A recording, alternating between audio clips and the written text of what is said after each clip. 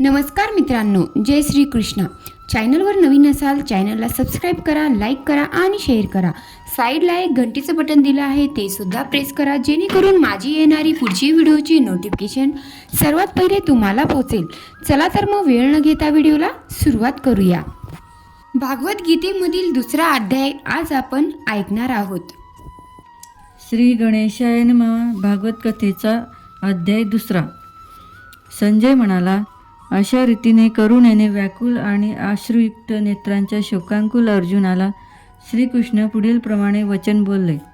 हे अर्जुना, अशा विषम ठिकाणी असे हे अज्ञान तुला कसे प्राप्त झाले? कारण हे आचरण श्रेष्ठ पुरुष करीत नाहीत. यामुळे स्वर्गप्राप्ती होत नाही, तसेच कीर्तीसुद्धा मिळत नाही. म्हणून हे अर्जुना, असं नामदर्पण धारण करू नको. हा तुला शोभत नाही. हे परम तपस्वी अर्जुना, हृदयामधील दुर्बलतेचा त्याग करून युद्धाला तयार हो. तेव्हा अर्जुन म्हणाला, हे मधुसूदना, मी रणभूमीमध्ये पितामह भीष्माचार्य आणि गुरु द्रोणाचार्याबरोबर युद्ध कसे करणार? कारण की हे शत्रुदमन श्रीकृष्ण हे दोघेही मला अत्यंत पूजनीय आहेत.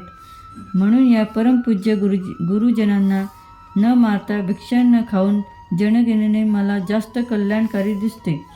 कारण गुरुजनांना मारून रक्तरंजित झालेल्या या जगातील अर्थ व कामरूपी भोगच भोगायचे ना. आणि आम्ही हेही जाणत नाही ही आम्हाला काय करणे श्रेष्ठ आहे आणि काय कारणे श्रेष्ठ नाही, किंवा आम्ही त्यांना जिंकू अथवा आम्हाला जिंकतील हेही आम्ही जाणत नाही. ज्यांना मारून आम्हाला जगावेसे वाटणार नाही ते हे धृतराष्ट्रपुत्र आमच्यासमोर उभे आहेत. म्हणून करुणाव्याप्त दोषामुळे माझा स्वभाव नष्ट झाला आहे. मी धर्माविषयी मूळ चित्त झालेला आहे. म्हणून मी आपणाला विचारतो की जे निश्चित कल्याणकारी साधन असेल ते मला सांगावे. कारण मी आपला शिष्य आहे. आपणाला शरण आलो आहे. मला उपदेश करा. कारण की या पृथ्वीवरील निष्कंटक असे धनधान्य संपन्न राज्य व देवतांचे स्वामीपद प्राप्त झाले, तरी मला असा उपाय दिसत नाही की जो माझ्या इंद्रियांना सुकविणारा शोक नाहीसा करू शकेल.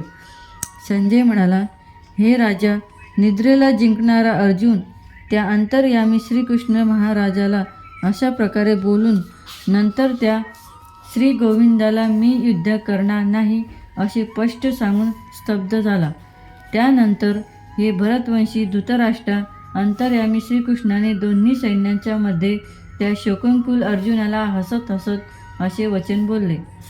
हे अर्जुना, तू शोक न करण्यासारख्यांचा शोक करीत आहेस आणि पंडितांच्या गोष्टी सांगत आहेस. परंतु पंडित लोक ज्यांचे प्राण गेले आहेत आणि ज्यांचे प्राण गेले नाहीत अशासाठी शोक करीत नाहीत. कारण आत्मा नित्य असल्यामुळे शोक करणे उचित नाही. वास्तविक असे नाही की मी मागे कधीही नव्हतो, अथवा तू न होता, अथवा हे राजे लोक नव्हते, आणि असेही नाही की यापुढे आम्ही सर्व राहणार नाही. परंतु ज्याप्रमाणे जीवात्म्याला या देहांमध्ये कौमारावस्था, तारुण्यावस्था आणि रुद्रावस्था प्राप्त होतात, त्याचप्रमाणे दुसऱ्या शरीराचीही प्राप्ती होते. म्हणून त्या ठिकाणी धैर्यवान पुरुष मोहित होत नाहीत. अर्थात ज्याप्रमाणे कौमार्य, युवा आणि वृद्धावस्था हे स्थूल शरीराचे विकार अज्ञानामुळे आत्म्यांचे ठिकाणी भासमान होतात, त्याचप्रमाणे एका शरीराचा त्याग करून दुसरे शरीर धारण करणे हा सूक्ष्म शरीराचा विकार सुद्धा अज्ञानामुळे आत्म्यांच्या ठिकाणी भासमान होतो. म्हणून तत्त्वज्ञानी धैर्यवान पुरुष या विषयात मोहित होत नाहीत. हे कुंती पुत्रा, शीत, उष्ण आणि सुखदुःख देणारी इंद्रिये आणि विषयोपभोग तर क्षणभंगूर आणि अनित्य आहेत. म्हणून हे भरतवंशी अर्जुना, त्यांना तू सहन कर. कारण हे पुरुष श्रेष्ठा, सुखदुःखांना समान समजणारा ज्या धैर्यवान पुरुषाला हे इंद्रियांचे विषय व्याकुळ करू शकत नाहीत, तो मोक्षाला प्राप्त करण्यास योग्य होतो. आणि हे अर्जुना, असत वस्तूंचे अस्तित्व नाही आणि सत वस्तूंचा अभाव होत नाही, या प्रकारे दोन्हांचेही तत्त्व ज्ञानी पुरुषांनी जाणले आहे. या न्यायानुसार ज्याने हे संपूर्ण जग व्यापलेले आहे त्याला तू नाशरहित समज. कारण अविनाशी वस्तूंचा नाश करणाऱ्याला कोणीही समर्थ नाही. आणि नाशरहित अप्रमेय नित्य स्वरूप असलेल्या जीवात्म्याची ही सर्व शरीरे नाशिवंत समजले गेले आहेत. म्हणून हे भरतवंशी अर्जुना, तू युद्ध कर. जो या आत्म्याला मारणारा समजतो आणि जो या आत्म्याला मेलेला समजतो, ते दोघेही जाणत नाही की हा आत्मा मारतही नाही आणि मारलाही जात नाही. हा आत्मा कधी जन्मातही नाही आणि मरतही नाही, किंवा हा आत्मा पुन्हा होणारही नाही, कारण या जन्मरहित नित्य, शाश्वत आणि पुरातन आहे. शरीराचा नाश झाला तरी याचा नाश होत नाही. हे पुत्र अर्जुना, जो पुरुष या आत्म्याला नाशरहित, नित्य, जन्मरहित आणि अवेथी समजतो, तो पुरुष कोणाला कसा मारू शकेल आणि कोणाला कसा मारविणार?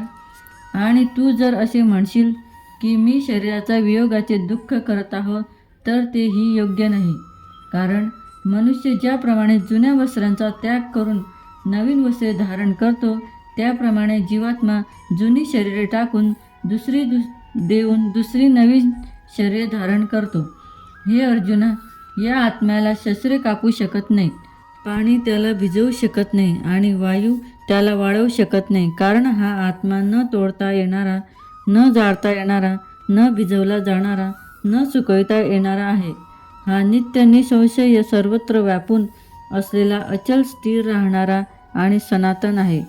हा आत्मा अव्यक्त म्हणजे इंद्रियांद्वारे न जाणता येणारा, अचित्त म्हणजे मनाने न समजला जाणारा, विकाररहित म्हणजे कधीही न बदलणारा मानला गेला आहे. म्हणून हे अर्जुना, या आत्म्याला अशा प्रकारचा जाणून तू शोक कराव्यास योग्य नाहीस. अर्थात तुला शोक करणे शोभत नाही. जरी तू याला नेहमी मरणारा मानत असशील तरी देखील हे अर्जुना, असा शोक करण्यास तू योग्य नाहीस. कारण असे असल्यामुळे जन्मणाऱ्यांना मृत्यू निश्चित आणि मरणाऱ्यांना जन्म निश्चित आहे, हे सिद्ध झाले.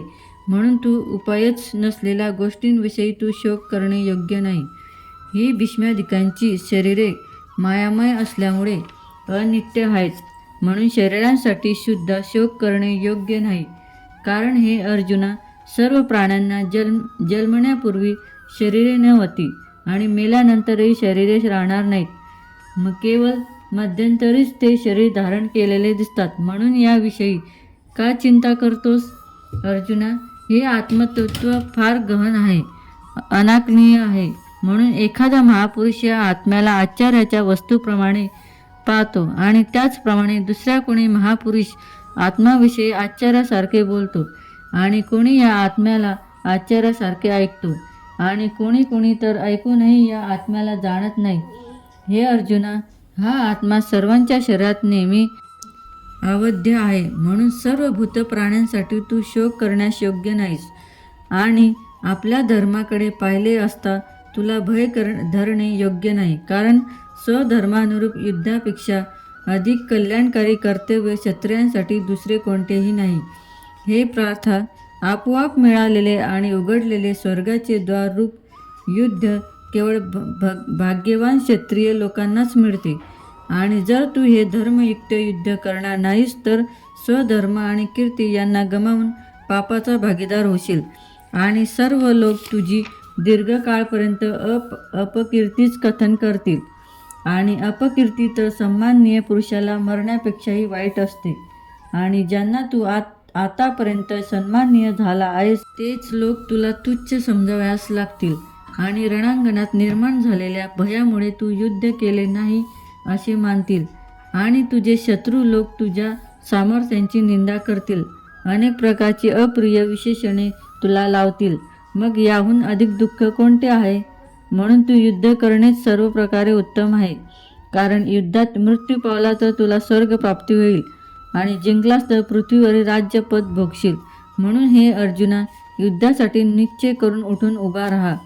जरी तुला स्वर्ग अथवा राज्याची इच्छा नसेल तरी सुख दुःख, लाभ हानी, जय पराजय समान समजून युद्धाला तयार हो. अशा प्रकारे युद्ध केल्यामुळे तू पापाला प्राप्त होणार नाहीस. हे अर्जुना, ही बुद्धी तुला ज्ञान योगविषयी सांगितली गेली आहे. तिलाच आता निष्काम कर्मयोगाविषयी ऐक, की ज्या बुद्धीमुळे तुझी कर्मबंधने तू चांगल्या प्रकारे तोडून टाकशील. या निष्काम कर्मयोगात आरंभाचा म्हणजे बीजाचा नाश होत नाही, विरुद्ध फल होण्याचा दोषही यात होत नाही. म्हणून या निष्काम कर्मयोग रूपी धर्माचे थोडेसे साधन जन्म मृत्यूरूपी महान भयापासून उद्धार करते. हे अर्जुना, या कल्याण मार्गात निश्चयात्मक बुद्धी एकच आहे आणि सकामी पुरुषांची बुद्धी अनेक भेदयुक्त असते. हे अर्जुना, जे अज्ञानी पुरुष केवळ फलश्रुतीवर आसक्ती ठेवतात, स्वर्गालाच परमश्रेष्ठ मानतात, यापेक्षा उत्तम दुसरे काही नाही असे म्हणतात, ते अविवेकी लोक जन्मरूपी कर्मफल देणाऱ्या आणि भोग व ऐश्वर यांच्या प्राप्तीसाठी नाना प्रकारच्या क्रियांचा विस्तार करणाऱ्या अशा या दिखाऊ वाणीला बोलत असतात. त्या वाणीने ज्यांचे चित्तहरण झाले आहे, भोग आणि ऐश्वर्याच्याच ठिकाणी ज्यांची आसक्ती आहे, अशा पुरुषांच्या अंतःकरणात नित्यात्मक बुद्धी असत नाही. हे अर्जुना, सर्व वेद तिन्ही गुणांच्या कार्यरूप संसाराला विषय करतात, अर्थात प्रकाशित करतात. म्हणून तू असंसारी अर्थात निष्कामी आणि दुःखातही द्वंद्वरहित नित्य वस्तूंमध्ये स्थिर आणि योग क्षमाला न इच्छिणारा या आत्मपरायण हो. कारण ज्याप्रमाणे मनुष्याला सर्व बाजूंनी भरलेला मोठा जलाशय प्राप्त झाला, म्हणणे लहान जलाशयाचे जेवढे प्रयोजन राहते, अर्थात मोठ्या जलाशयाची प्राप्ती झाली म्हणजे लहान जलाशयाची आवश्यकता उरत नाही. ज्याप्रमाणे ब्रह्मानंदाची प्राप्ती झाल्यावर आनंदासाठी वेदांची आवश्यकता राहत नाही, तुझा कर्म करणे एवढाच अधिकार आहे, फलांमध्ये कधीही नाही.